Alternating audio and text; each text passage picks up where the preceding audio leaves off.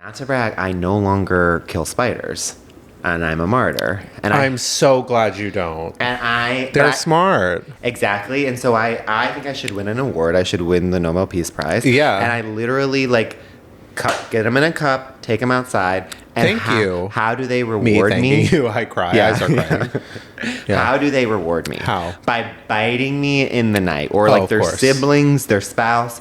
I don't know. They're like, who this it guy's is. such a pushover. Well, we gotta bite him. I think they're mad that I've gotten rid of their husband. I threw their husband. Where is my husband? He's outside. You're ice for spiders. And then I wake up covered in bug bites, and I'm like, I am saving your brethren. I know. It's really like it gets you nothing being like a good person, like being a saint, but like ultimately like it will get you into heaven, the famous place. I fucking better. Yeah. I feel the same way. I feel like you have to like be good to them. Even I get You have to be good to them. And if you're good to them, they won't be good. They will be good to you.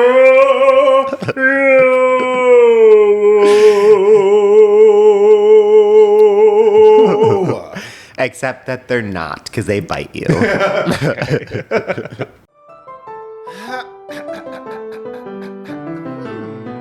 no. Greg? I thought this was a duet. Oh, so you're just going to sing all the parts? Those are not the right sounds. Can you hear me?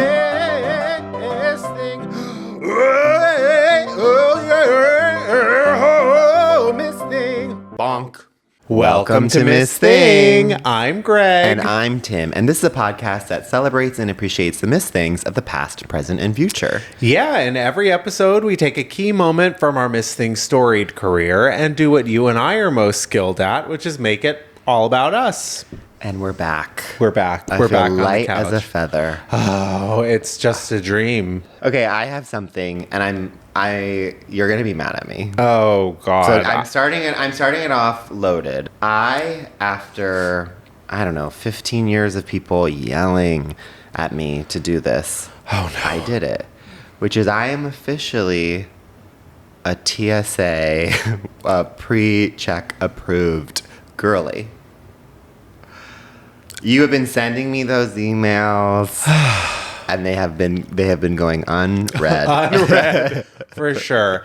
Listen, I mean, at this point, what else can I say but welcome? Thank you. I feel all of a sudden it's like the world. I haven't actually taken a part in it because I just got approved. Yeah. So I don't know the next time I'm taking a flight. That being said, TSA PreCheck or global entry? I'm not global entry. Why not? Okay, well, this is what happened, Greg. And some people are just blessed like me. Okay. Which is I was at JFK flying back. Okay. And I was with our friend of the pod, Claude, and we got split up, obviously, because he was doing the famous thing, going into PreCheck, and they're like, do you have PreCheck? And I was like, no. Yeah. And then the woman was like, well, would you like to sign up today? It will take 2 minutes.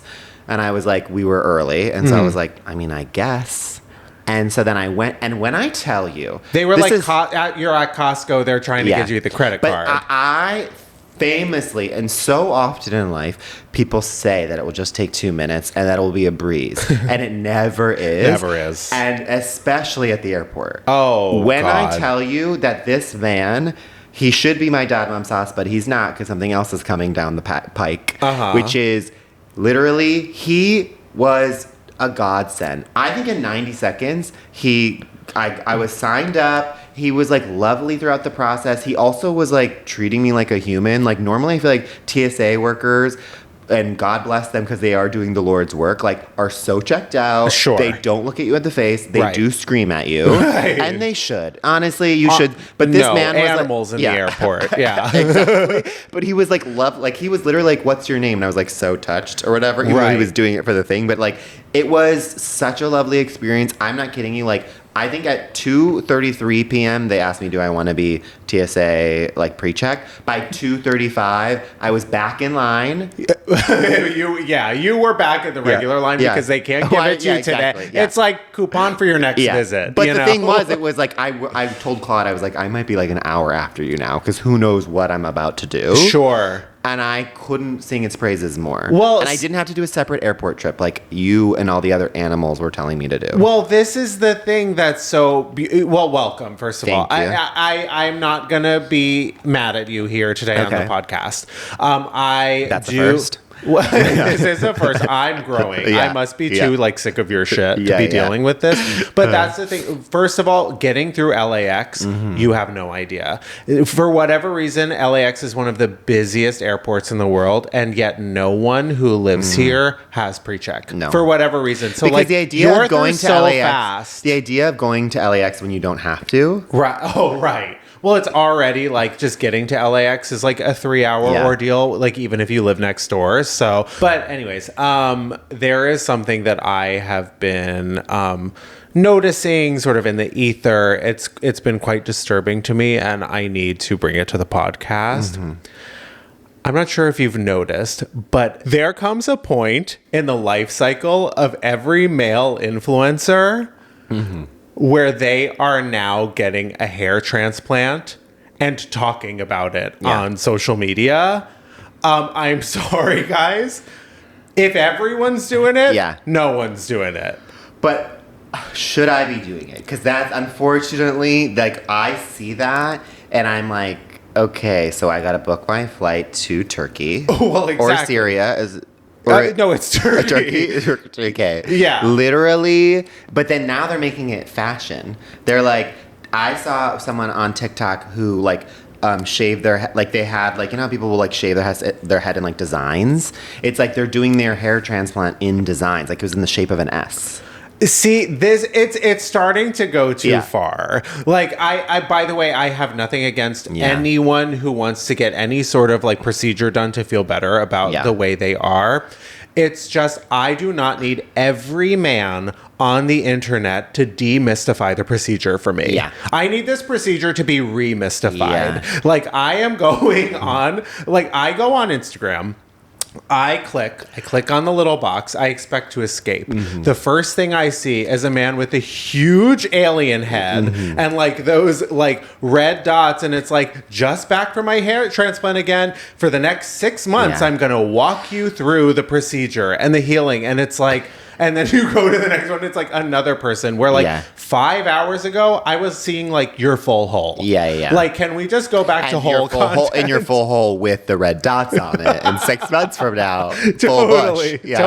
But that's from laser hair removal. Yeah. And by the way, this is Big Turkey, trying to get us to go to Turkey, which would love to visit. That's why you should have gotten global entry though. Back to global entry, you should have gone ahead and gotten global entry because for our trip back from Turkey, because I am not waiting for your ass at customs. It's off of that too, is something that I realize no matter where you are, honestly, in the world, this is global, what I'm about to say.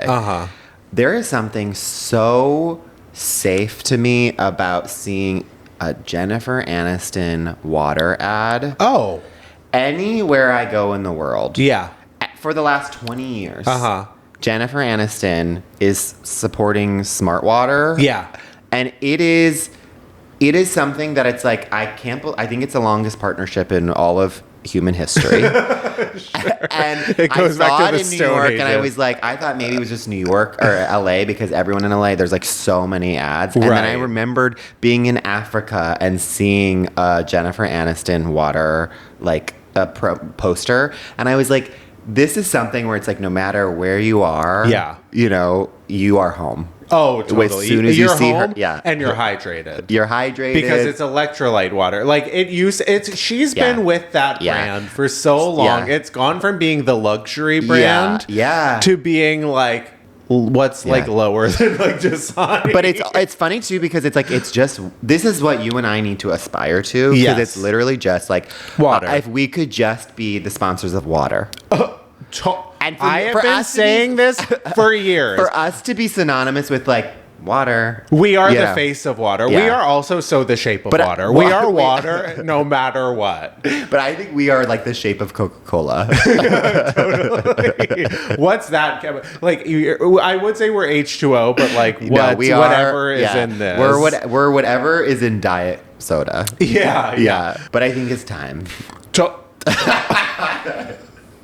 Greg just burped from because he's the shape of Coca-Cola. Yeah, I'm like ready for another one. Yeah, fully burping on our podcast. But yeah, I do think it's time for Dod Mom Sauce, aka Doll of the Day, Mother of the Moment, Sister of the Second. Our first and most famous segment where we take a person, place, or thing that we are currently super obsessed with.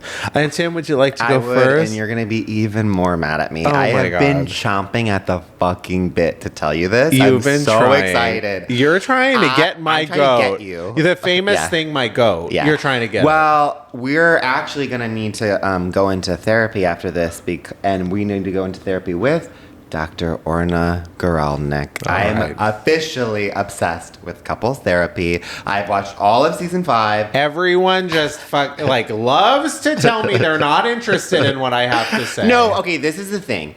When you were telling me, I will be the first to say you were the first person to recommend it to me years ago. So popular. Years ago. Yep. And I was on board. You can roll. The great thing about having a podcast is roll back the tape. I was into it. Yeah. But famously at the time, I was nervous that mentally I was not strong enough. Sure. I was like, it's like when you're going through a breakup, sometimes you don't need to see someone tell you all the ways you might have done something wrong or they might have done something wrong. You're like, I'm not ready because I just don't want to see. It might be too close to home. Totally. You're scared to enter the territory because of what it might bring up. Yeah, because you're especially if you're feeling very raw, you're just I don't need another thing to make you analyze your life. Of course. And now I'm feeling very mentally strong. Yes. And so this started in Fire Island, which is at the end of the night, we all would just come back and watch an episode together. So you've been this is also something you've been doing with friends as well. That's actually it was one of those things where it was sort of the group,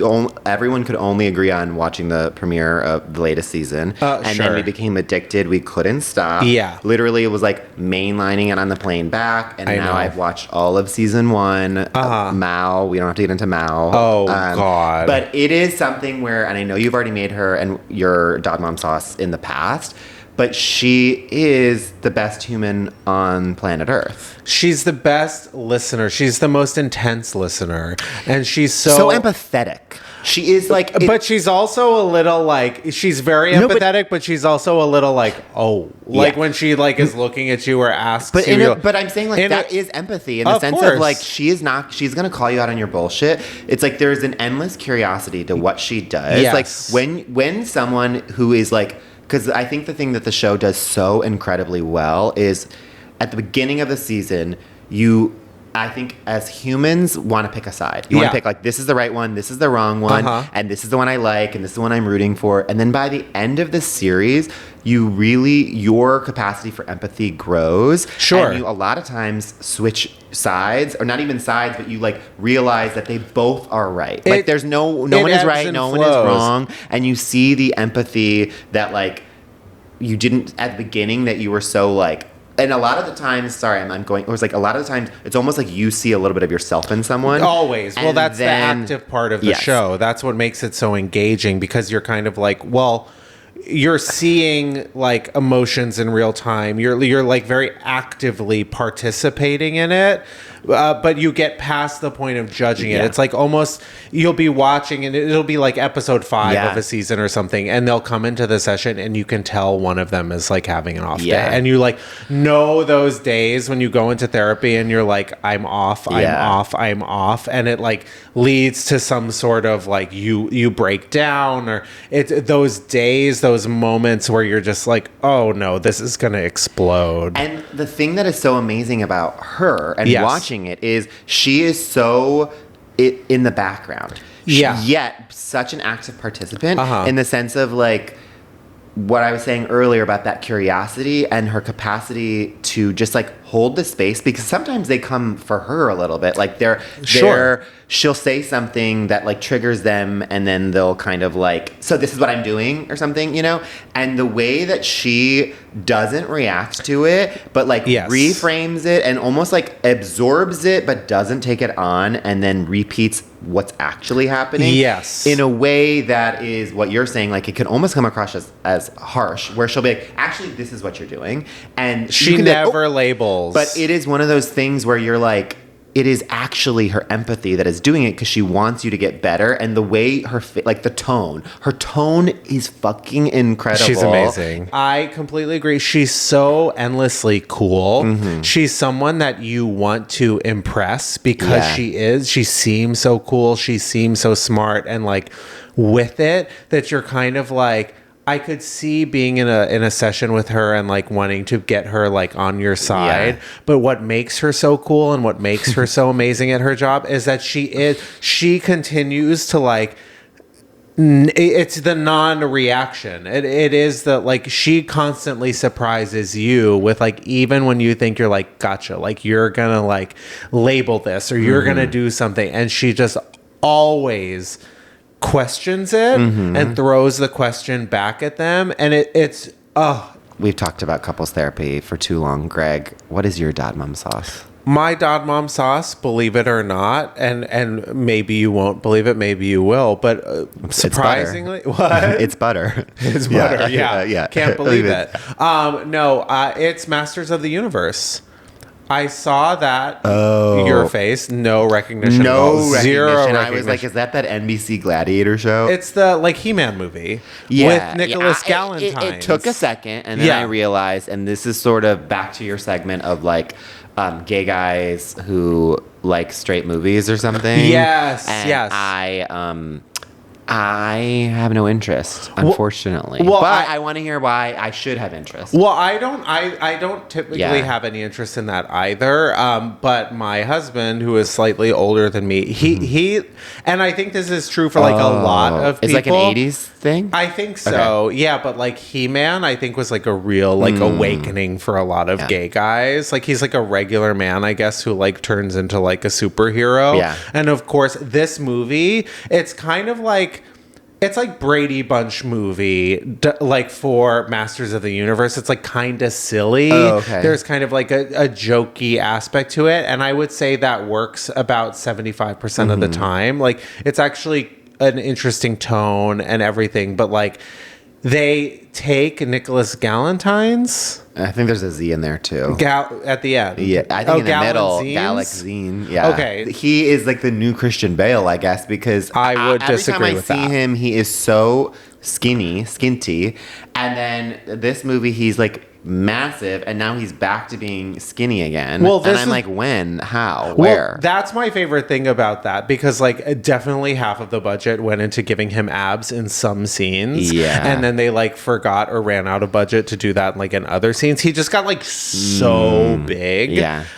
Which I really appreciated, and I was like really appreciating like the fluctuation. I will say it was CGI, you think? In some scenes it was like obviously CGI because like he is big and like kind of soft. Yeah. Which I liked. Yeah. I really liked, and I thought he was very charming, very good. Was it a good movie? Yeah, it's cute. It's funny. Yeah. And like there's a lot of actresses in it that I thought were good, and I also thought Jared Leto was good as a villain. Unrecognizable, and that's why he was good. I had no idea that Jared Leto was in it. He plays Skeletor. Okay. But I thought it was totally serviceable. I saw it in your famous thing, Screen X, which I did not like. Well, you didn't see it in the right theater then. Well, I saw it in, I think, the only theater that plays Screen X. What? But I was also... Wait, so does that mean that it was coming off the sides? Yeah. But I was also just like very confused about like what is supposed to be in the frame and like what's not. I was being so like 70 millimeter IMAX. Exactly. Cinema is back. I wouldn't necessarily say cinema. Yeah. I would say like movies are back. So I want to see. We're back to a movie a weekend. Yeah. Sometimes two. I'm stressed because there's like too many movies that I want to see this weekend, all which is of so a sudden, nice. I know. Yeah. But it's actually almost like there's almost too many right now. But we have to take a break because we're gonna go see a movie. Yeah. Talk to you after. Yeah.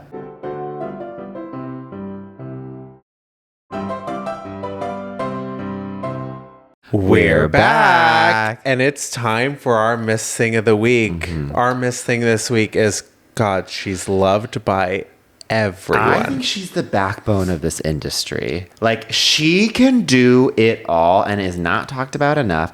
And specifically, why we were doing her is because Scary Movie is back, and we've already done Anna Faris. But in my opinion, she is the reason, like, for the season. Totally. And whatever season you're thinking, she's the reason for it. Yeah. Exactly. She is the queen bee of that season. And our Miss Thing is Regina Hall.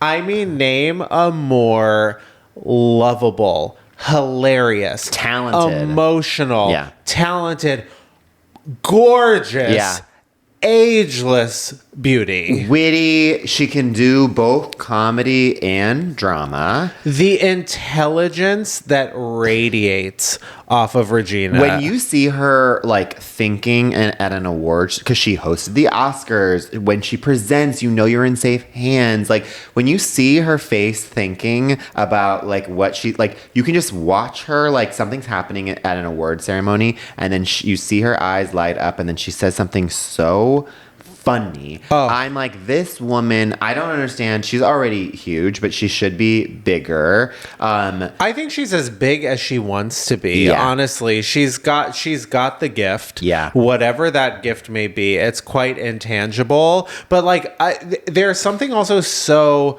just kaleidoscopic about her range, her nature, and her range. Like to see her in Scary Movie 1 through 6, she's not in 5, but like the energy, the intensity, the hilarity that she brings to Brenda. But then like you see her in an interview and she's so calm and composed and just every thought, every word coming out, just being so. I feel like it's like she so doesn't give a fuck in the best way. Like she gives fucks about the right amount. Totally. Where it's like she is so like, okay, I did my duty for this job. I'll give you the interview that you want. I'll show up for this press. But then otherwise, like, I'm going to be minding my own. Right. Like, famously, she was, how she got another huge credit of hers, she was in the Best Picture of the Year, one battle after another. And she was underutilized, even, like, I mean, she was utilized, but we you want her in more. Every scene. We wanted her in every scene. I wanted her to play Leo's part, quite frankly. She was, like, so understated in that and made the most of the scenes that she was in, and how she got cast was literally like Paul Thomas Anderson was like friends with her in real life, and she just invited him over like to see, like she was really proud of like her yard work. And then halfway through she realized like, oh wait, he's pitching me a movie and I should take this seriously. Like I wish I wore makeup. And it's like she's so down to earth and real, and clearly like someone who is like the most talented filmmaker of our time is obsessed with her and like courting her, and for good reason. Yeah, of course, because you know that she's got such a depth to her. Yeah, that's the thing. Like you know that whatever it is, whether it's One Battle After Another, whether it's Scary Movie, like you can tell there's like lifetimes coming through and being accessed. There, and she's so good. It's like she doesn't need to chase anything. I'm sure. I mean, look, she's a Hollywood actress. Like she might be chasing things left and right, but like I think you can tell. I feel like she's like at a point in her career where she's like, I'm gonna let it come to me.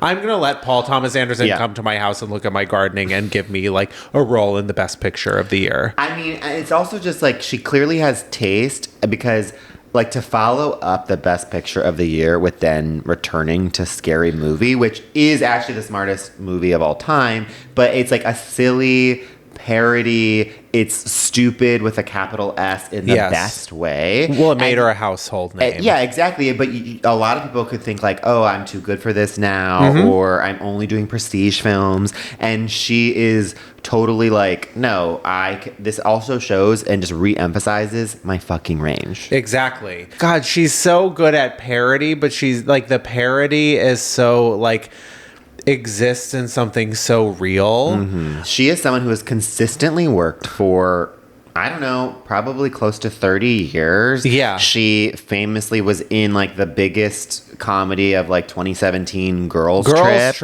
Anyway. She makes every movie memorable too. Yeah. Like everything she's in, it's like we say this from time to time about certain actors, but like it's real. When Regina's in a movie, I'll watch that. I'm going to watch that because I got to see what she does. I know that at least there's going to be something so good in it. Yeah. And I will admit, I never watched this show, but so many people told me it was so funny, and it was mainly because of her. Black Monday. Mm-hmm. And that was also like, perfect from what I was told. It's like it's like a black comedy, obviously, where it's like so sharp. And like a little bit dramatic, but so piercingly funny. And I was like, well, that's Regina in a nutshell. Yes. Oh, I remember what I was going to say before about Regina. Coming back to Scary Movie. Yeah. And like not biting the hand that feeds her. I loved like all the jokes in the new Scary Movie about like how we saw it together. Like, we've already seen it. Course. It was so fun. So fun. Yeah. Like whether it's laugh out loud at all points or not. Like it was still, it's so fun and so refreshing.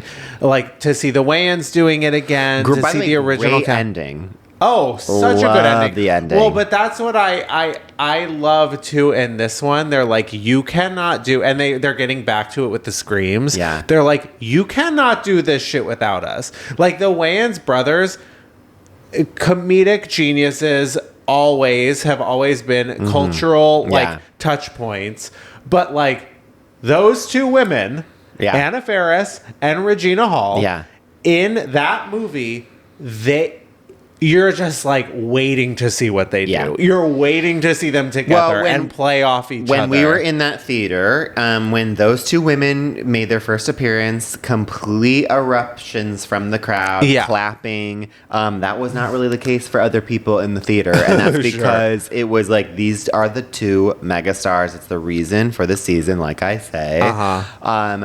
I really feel like she is the epitome of like, when you see her in a movie, you know you're in good hands, and know you're gonna like either you're gonna laugh your ass off or you're gonna be moved in a way that, just thinking of One Battle After Another, it's like she was like barely emoting at times in the best way, of just like, there would be moments of just like pure silence, and it was just her eyes that were telling something, and your eyes would be watering, because it's like, this woman can do it all. Right.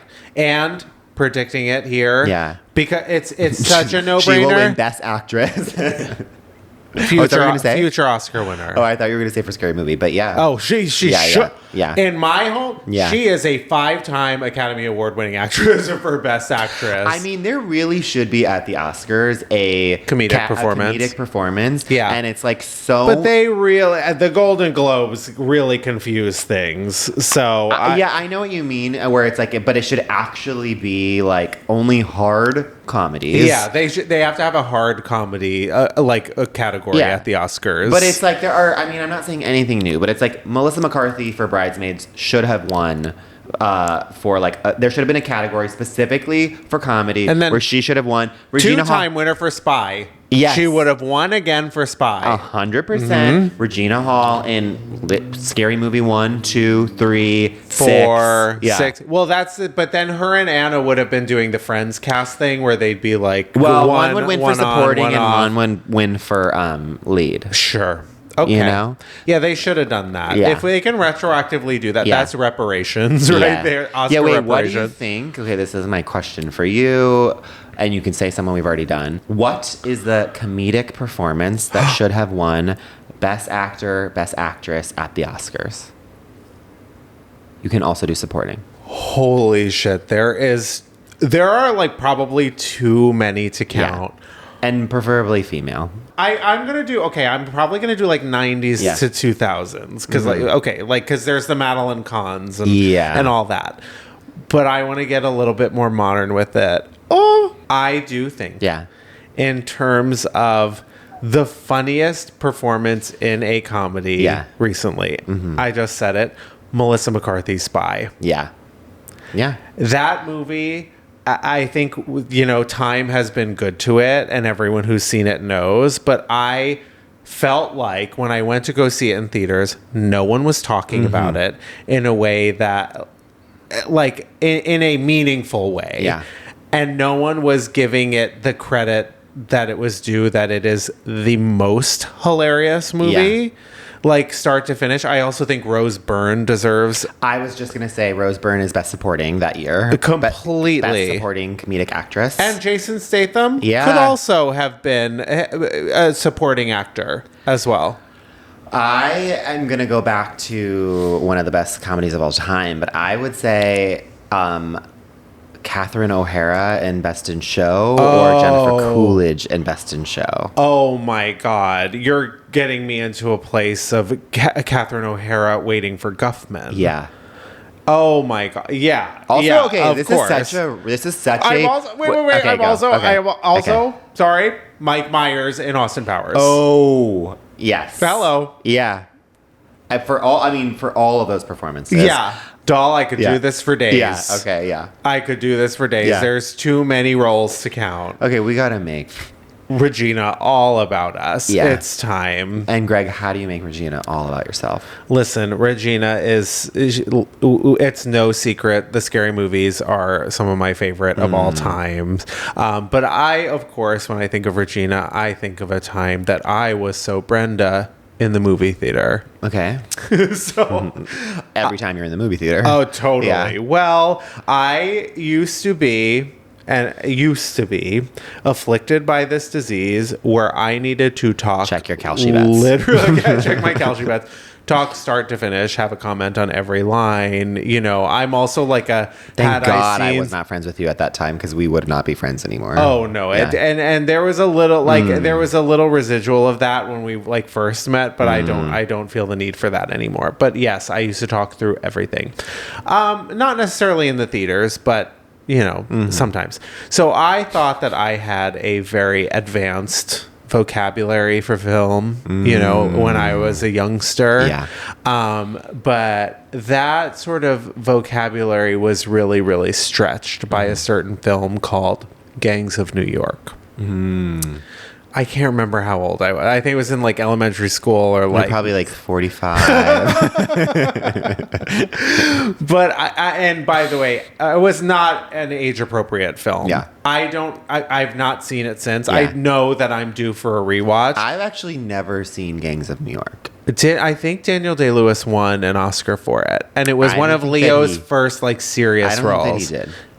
Not to be that person. I do think that he did. I am almost we're going to look it up on that. Again, we're going to look it up. Okay, we're going to look it up right live on now. the pod. He was playing someone called like Buffalo Bill or something. Daniel, hold on. You vamp while I look up. Sure. So anyways, but this was also Cameron Diaz was also in this movie. Yeah. And you know, this was when she was starting to do drama. I, for whatever reason, I like thought that it might be something that I would want to watch or like I could talk about because like, did he win? He won. I would like to be live on the pod. Daniel Day-Lewis has won 3 Oscars. One in 1994, My Left Foot. Never heard of that. Then in 2008 for There Will Be Blood. And then in 2013 for, of course, Lincoln. What was missing from that list? But I think he was nominated. Oh, he was definitely nominated. I mean, he's the best actor, you know. Yeah, I mean, it's like, well, Anemone.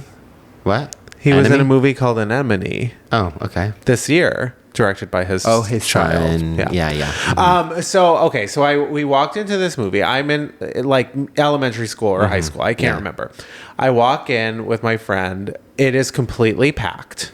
We were too young for an R-rated movie, by the way, but they like didn't care because they were like, why would you be going to that? They must have assumed we were there with like our grandparents. Yeah. Walk in, we're the youngest people there by like 40 years. Theater completely packed. So we have to walk up to the front row and sit down and watch it. That's terrible. So, of course, and I say this with so much love, and I have not seen it since. This movie starts, and immediately it is by far the most boring movie I've ever seen in my life. I have no idea what's going on. I have no idea what it's about. It is boring as fuck. Yeah. And it's conservatively 4 hours long. So I would say within the first 5 minutes, I start fully talking.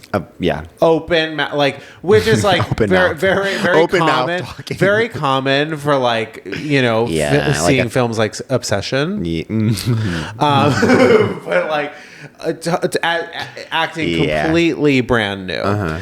And throughout the movie, like I was clearly pissing everyone off around me, but I was like a kid and I just didn't know better. And at a certain point, like there was someone, like some guy, I kind of remember his face and I remember nothing.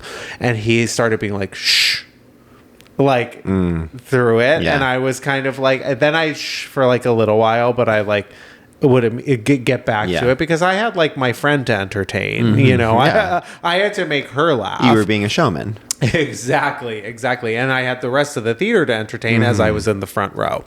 And at one point there's like a performance in it. You've never seen it. No. So there's like I don't know, but there was like a musical scene or something. And I also thought the singing or the music was bad too. So I started like singing and being oh my God. like doing my thing, thinking I was like hilarious. Hilarious. And that finally the guy who was like 2 people down from me, he if you're not watching on YouTube, you're only getting a third to record the story. He reaches over to me. Oh my God. Grabs Greg's ankle. No, not my ankle, but that's the closest I can do. Yeah. Grabs my arm and goes, stop. And I was like, insane. I was like, Brenda. I was like, had I had the camcorder, I would have been like, you on candid camera now. You on candid camera. No, he said, stop. And I was shocked for a minute. And then I started to like mouth off about it. And everyone else was actually like, no, shut the fuck up. And I was like, oh, okay. So I eventually sunk down to my seat. And then you still had like 3.5 more hours of the movie. Oh God, it was endless. I thought it was the most boring. We should have gotten up and walked out, but that to me is like sacrilegious. Like even if it's the worst movie ever. But no. And then I turned so Ray later that night because I famously went with my girl best friend at the time, who was my first kiss and my first crush, and I was so scared that she was gonna want to kiss again after that. Ray, who is like Brenda's husband. Oh, I'm thinking of Ray, our girl. I'm not giving up yet. Yeah. No. I was Ray from Scary Movie, closet case, where I was so worried she was going to want to kiss again, but I was starting to come to terms with my true feelings, and we thankfully avoided that. Yeah. Wow. Yeah. You I'm happy I didn't know you during this time because I also would have been grabbing your ankles. But I feel like you're a chatterbox in movies. I really am not. I think you know this is about me. Like people will like lean over and whisper. I think you've even done it to me before. And I will do like a very polite like and then I like go back to I am like the most antisocial I am is like as soon as during the trailers, sure. Yeah. But sometimes if it's like a trailer I'm looking forward to, I'm like no. Yeah. And then I'm like I'm watching. Like I forget that there are people next to me and you're breaking the fourth wall of watching it. I'm like, we're next to each other. We just so happen to be next to each other, but like you don't exist until like honestly until after the post-credit scene. Until I've come down from whatever magic I'm feeling from the movie. Anyways, Tim, how do you make Regina all about you? Okay, I make Regina all about me from a TV show that she was in called 9 Perfect Strangers. Oh. And that makes me think of, guess what? Africa. When I was on one of my many trips, and at one point I was like in a group where I was with more than 9 strangers. I didn't know these people, and it was around Christmas time. Okay. And like I would say it was like a couple of days before Christmas, the leader of the tour guide was basically like, okay, we're all gonna be together for Christmas. Does anyone want to does anyone want to do any sort of like gift exchange on Christmas? Yeah, put milk and cookies out for Santa. And they're like, it was like literally he was like, it doesn't have to be big, like it can just be like at the gas station we all get like a $5 thing and then we just exchange just so that we can like have a little bit of a Christmas moment. Mm-hmm. I, without thinking, like he was like, everyone raise your hands on a count of 3, shoot my hand up.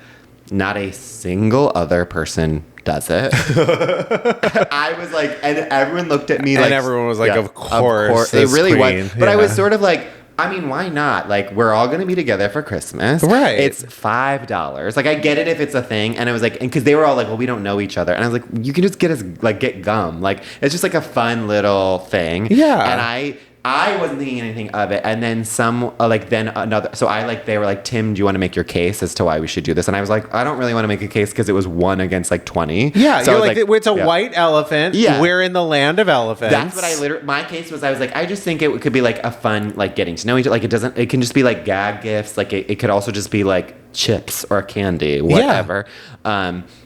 And then, like, another person raised their hand and was like, well, I'm personally, like, the reason I'm traveling over Christmas is because, like, I have bad memories associated to it. Oh, God. Then make new ones, motherfucker. And so then I was like, well, I can't come back from that. Yeah. Cut to Christmas Day. Mm-hmm. I wake up in the most pain I've ever been in. Mm. I'm like, oh no, I'm sick. Mm-hmm. Like, I have something. At that point, I had been traveling for like 4 or 5 weeks, so I thought that maybe I had gotten malaria because I like, whole thing. Yeah, it was a whole thing. Yeah. And I was also fine with it because, as you know, you were on this journey with me off pod. I was okay with getting malaria just as long as it happened after Kilimanjaro. Sure, totally. And this was after Kilimanjaro, so I was just like... And everyone listening, no one could begrudge you. Yeah. Thank you. And so I was sort of like succumbed to like, okay, I have malaria. Yeah. And so that was my Christmas morning where I was like, okay, what are we going to do about it? But my biggest thing was like, I was like, okay, I'm so bummed that I can't do chimpanzee trekking, and it was a lot of money, but like... I can't get out of bed. Like, I'm literally delirious. My whole body is aching. And so I go to, like, the tour guide, and I was like, you gotta leave me behind. Right. And he was like, the thing is, we can't. Like, he was like, we're gonna do the chimpanzee trekking, and then we're moving to the next city. Yeah. So, like, you can't, like, there's no way for you to get, we're in the middle of Uganda. Like, there's not, like, an Uber that you can take. Like, this is your one ticket, sir. Strap in. Yeah. Yeah. And so I'm like, Merry Christmas to me. And so then I was like, but I was literally like, I can't keep my eyes open. Like, I am in so much pain. I'm delirious. Mm-hmm. And he was just like, okay, well, you can just like sleep on the bus. And in Africa, famously, like no roads are paved. So there's no way for you to really sleep on the bus because it's just like every bump you hit the ceiling, you know? Mm-hmm. And so, of course. So then I was just like in a terrible mood. Everyone was like, you know, I was also trying to be very low key about the fact that how sick I was, because when you're in a group, you like don't want to cause panic. Yeah, and you also don't want to overshadow the person that already has all the bad memories. You know, God forbid someone has a worse Christmas. I create another bad memory. For no, them. they just didn't want you to beat them. Yeah. So I'm like trying to also like just be like, okay, I don't want to like, you know, if you're in a bus with people and then there's one sick person, then everyone's gonna be like, oh great, I'm gonna get sick. You know, and so I was patient like, zero on the bus. I was like trying not to be that person, but like, I'm not kidding you, I was walking like an inch at a time, so it was very obvious that I was That's your sick. new drag name, Mallory Area. Yes, it should be. And so, anyways, I barely get it onto the bus, and then I had this technique, not to brag, of when I was lying about lying. how sick you were. No, but of lying, but in a different way, like lying on a seat. Oh, sure. Which was that I would scoop my butt up to like the wall, then put my legs literally straight up and down over the windows. That seems kind of distracting. It was, but I was like, I need to lay down. Sure. And you need the blood to rush to your head. Exactly. Okay. And so I did that, and I don't know how I slept because, as I said, like the roads were crazy, but I was very much like completely delirious. Like I had a fever. Well, if it was the sunlight hours, you're sleeping. True. Yeah, exactly. And so I'm laying, and I'm like, at some point, it was like a 6-hour drive to the chimpanzee thing. I don't remember a thing of it. I completely passed out. Mm-hmm. And when I woke up, it was the sweetest thing, which is I woke up and there was a little pillow under my head, and then there was also like someone had given me like a travel pillow, and then in the like seat back of the seat in front of me, they had stashed like little pills, like someone had gone. Aww. And in Africa, like literally, like their pharmacies are not close by. You literally have to take like a motorcycle like to the next town over. And so I had passed out, and in the time that happened, like basically so many of these 9 perfect strangers had like done all of these. They knew how sick I was, but I was trying to like not make a big deal out of it. And so one person put like a pillow under my head while I was sleeping. Another person put a blanket on, and then one person literally took a separate trip at the lunch break that I slept through and went to the pharmacy to get me meds. And I was like, this is so sweet. And it was like truly Christmas after all. All these people and by the way, the woman who said she had bad memories, she was the one who instigated it all. Scrooge. Scrooge did it. Scrooge learned because she, like you, she was probably also like having delirium. So she was being visited by the ghosts. So it's just a very like a full circle thing where I was like, like that is actually, I was just hoping for a piece of gum. And instead I got a very loving thing from these people I barely knew. And you didn't have to spend a dime, most importantly. I just slept, which is what I'm the best at. This is like, it's like the ultimate, like, you hoodwinked all these people. I wasn't even sick. You just wanted gifts. It was, I don't know what I ended up having, but anyways, thank you to those 9 perfect strangers for giving me the Christmas of my dreams. So beautiful. Yeah. You don't know what you ended up having, but like meanwhile, like there's COVID like among the chimpanzees. There is an Ebola outbreak in Uganda You were right outbreak to the monkeys. And now it's coming back. Oh God! Well, I gotta go to the airport. To the CDC.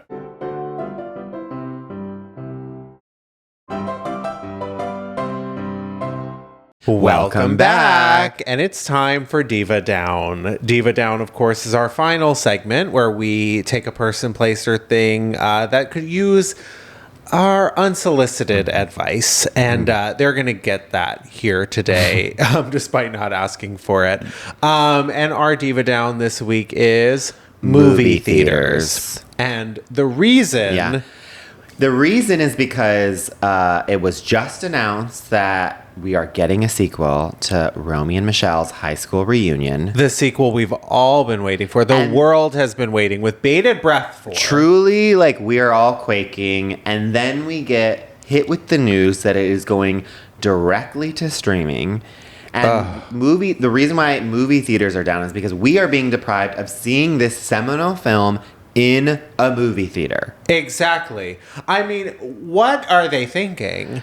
What is Disney thinking? Why give and then take? Exactly. And it's like people, the story now, everyone's back to the movie. Gen Z's to the movies. Like, everyone's going to the movies. Did they learn nothing from The Devil Wears Prada 2? Exactly, which just made so much money. My thinking is that, like, they're just going to wait and see how it gets done, and then they might switch it. Or maybe they're building like a Fury. This is like their sort of like way of marketing. To happen. Yeah, exactly. But this is I think Christopher Nolan has something to do with it.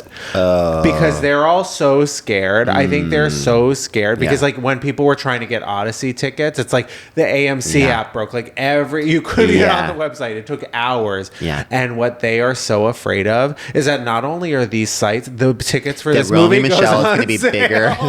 The sites are going to be so overloaded that the entire power grid's going to go down. 100%. The American the power throughout the globe is going to shut down because of demand for the tickets for this movie. So it's almost too overwhelming. You're so right. Yeah. There would be a cyber attack. Exactly. Yeah. And this is part of like Christopher Nolan's like deal. Yeah. That he's like, he wants the record, but he like knows that Romeo and Michelle's 2 is like way too powerful and it's going to overtake everything. We're starting it here and now on the pod that there's a big feud between Lisa Kudrow and Christopher Nolan.